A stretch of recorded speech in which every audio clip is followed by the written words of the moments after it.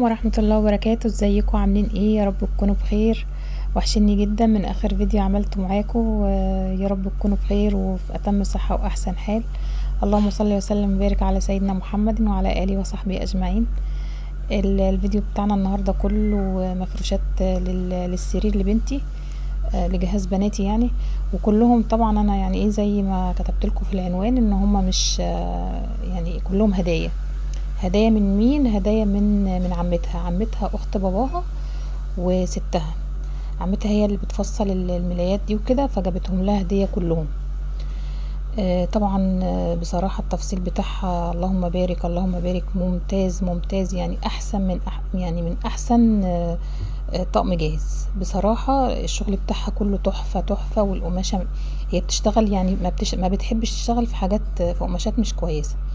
كل القماشات اللي بتشتغل فيها بصراحة تحفة تحفة تحفة.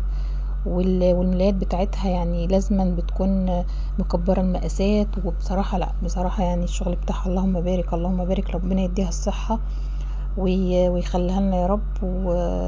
وعايزة منكم دعوة حلوة كده ليها كده، يعني ان ربنا يشفيها كده يا رب ويشيل عنها. هي الأطقم دي كلها بصراحة والله العظيم انا ما اشتريت منها حاجة والله يا جماعة.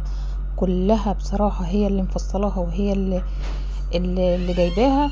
النص التاني من ستها. بس بصراحة يعني الأطقم اللي هي حلوة كده وقماشتها حلوة كلها منها. الطقم ده أول طقم بوريهولكوا، كان هدية منها هي، مش من ستها ولا حاجة.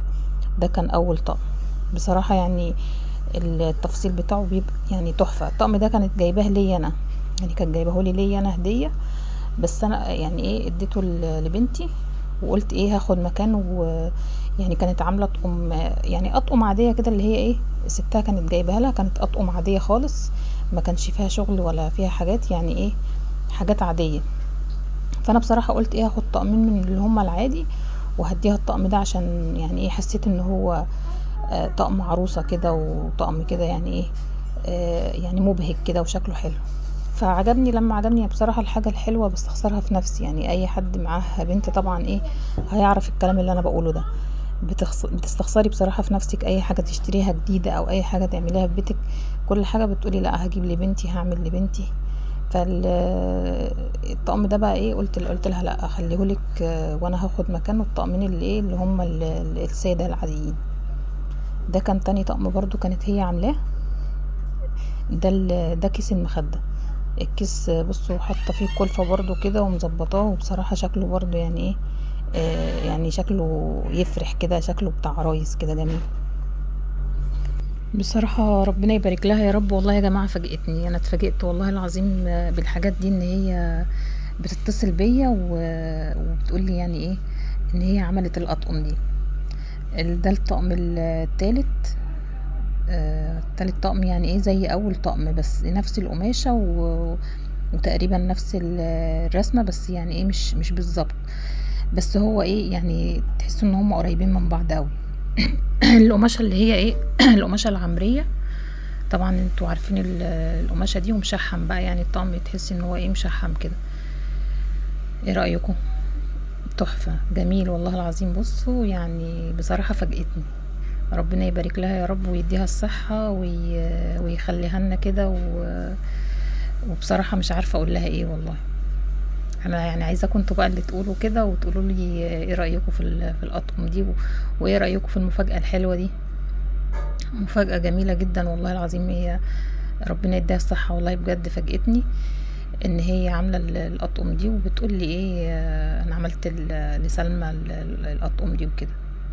فجوزي راح جابها منها وكده واتفاجئت. انا كنت فاكره ان هما طقمين ولا حاجه، لقيتهم اللهم بارك يعني ايه العدد اللي انتوا هتشوفوه معايا ده.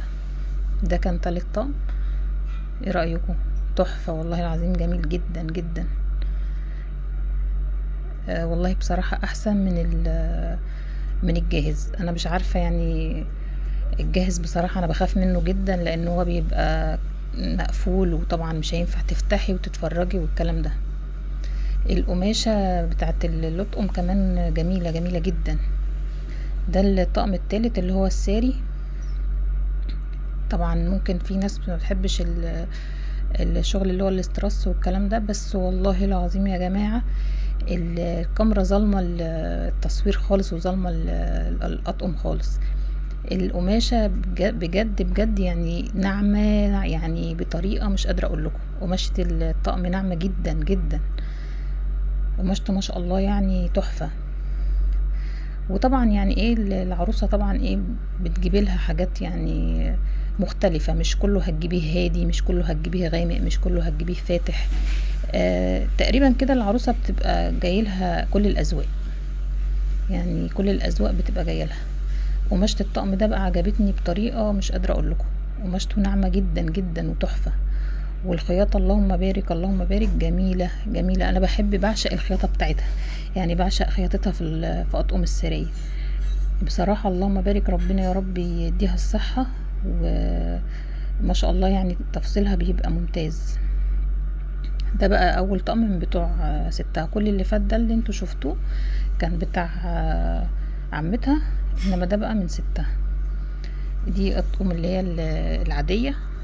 طبعا سلمى بنتي بتقولي بقى ايه يا ماما، لا انا مش عايزة الاطقم دي، انا عاوزة اللي هي عاملاهم عمته احلى يعني. بقول لها طيب ما هم دول اللي عمتك عاملاهم برضو وشكلهم جميل. هي بقى ايه، هي برضو عيلة مش فاهمة، هي فاكرة بقى ان ايه ان دي موضتهم راحت وكده. بس بصراحة هي لما تيجي تفرش هتحب دول اكتر يعني. بصراحة انا بستريح في الحاجات السادة وكده اكتر. بس هي برضو عيلة، هي مش فاهمة. ف طبعا انتوا بقى ايه اللي هتقولوا لي ايه رأيكم في الحاجات دي. ده كده كان اول واحد من ستها، برضو عمتها هي اللي مفصلاه. طبعا التصوير مش مبين خالص التفصيلة ماشية ازاي، ولا الخياطة ماشية ازاي. بصراحة الخياطة بتاعتها بتبقى اللهم بارك جميلة يعني. اتمنى منكم بقى تشتركوا معايا وتدعموني باللايك والكومنت القمر اللي زيكم. ويا رب اللي مش مشتركه معايا اول مره تشوفني تشترك معايا. انا ام حمزه، ودي قناتي، قناه متنوعه، قناه روتينات، الروتين اليومي بصوره معاكم. بصور معاكم اي حاجه بشتريها لبناتي في جهازهم. فتابعي معايا، يعني ناخد فكره، ناخد افكار من بعضينا في جهاز البنات. لو انتي معاكي بنوته بتجهزيها ولا حاجه، تابعي معايا اي حاجه بشتريها، يعني مش هتندمي ان شاء الله لو تابعتيني وعملتي لي اشتراك وفعلتي زر الجرس على الكل. وان شاء الله هيوصلك مني اي حاجه هنزلها، هتوصلك مني وان شاء الله نبقى اصحاب ونبقى اخوات في الله.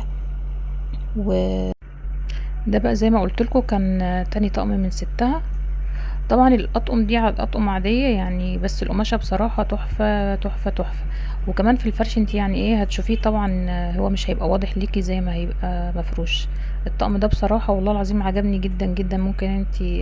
ممكن حد يعني يشوفه غامق او حاجه، بس لا بصراحه يعني تحفه جميل. وبعدين زي ما قلت لك انت بتنوعي يعني. طبعا انا ان شاء الله ناويه بقى ايه لو عملت لها حاجه جديده، يعني في الاطقم وكده ان شاء الله هعمل لها الاطقم اللي هي المشجره، بس هعمل لها الخداديه تكون ساده، ما تكونش من الطقم يعني. تكون مثلا ايه واخده اي لون من الطقم، بس مش نفس الطقم يعني. ده بقى كان الطقم الثالث. ده برضو كان لونه كده لون حلو برضو جميل يعني بصراحة يعني. الوانات كلها حلوة وذوقها بصراحة جميل يعني. انا بصراحة ايه كل الحاجات دي يعني على ذوقها. انا ما انتوا عارفين طبعا دي هدية وكده. انا زي ما قلت لكم اتفاجئت والله بالحاجات اللي هي جايباها دي، كلها ذوقها جميل وذوقها زي العسل والله العظيم، والوانات جميلة وحاجات حاجات زي الفل. ربنا يكرمها يا رب. زي ما قلت لكم بقى اديت لها الطقم ده عشان عجبني قوي يعني، فقلت لا اخليه لها هي، وانا هاخد ايه دول بقى كانوا طقمين اللي هم جايين من ستها. خدت الطقمين دول وقلت الالوان يعني ايه هنسقها مع بعضها تكون مشابهه كده، هفرشها في اوضتهم. قلت مش مشكله يعني، مش لازم أن يكونوا نفس اللون قوي، الالوانات يعني ايه قريبه شويه. فقلت بقى ايه هاخدهم انا وهديها بقى الطقم ده بصراحه يعني ايه شكله حلو وغالي قوي. طبعا انا مش هينفع اقول لكم على الاسعار عشان هي ما قالتليش وانا ما اعرفش اسعارهم ايه بصراحه، بس هم يعني شكلهم قيم كده فايه، فانا بصراحه مش هعرف اقول لكم هما بكام. يا رب بقى الفيديو يكون عجبكم، ويا رب ما تنسونيش باللايك والكومنت القمر اللي زيكم، وبحبكم في الله، والسلام عليكم ورحمة الله وبركاته.